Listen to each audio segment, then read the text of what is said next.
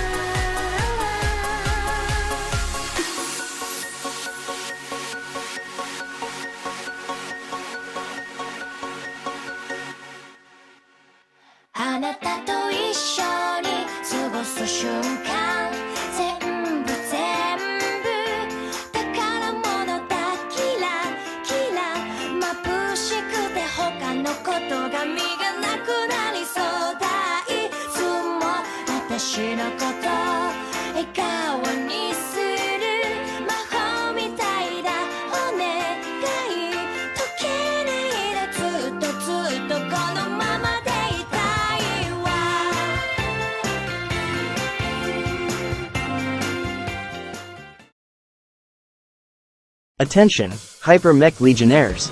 Our thrilling journey through the realm of Pretty Armor model kits concludes today. These exquisite models embody the beauty and intricate details of mech girls, exceeding expectations in quality and craftsmanship, all at an affordable price. However, it's important to note that the series had a limited run until version 4, leaving us eagerly anticipating more. The enigmatic manufacturer behind these enchanting creations keeps us speculating about their future plans. Will they expand the series or reissue these kits? Only time will tell. Now, let's shift our attention to the tales of Shinto model kits, which present a unique narrative. Limited information is available about these captivating additions, as they defy categorization.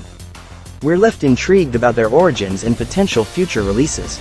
In the meantime, enthusiasts can explore the world of mech girls through motorcycle accessories for pretty armor model kits.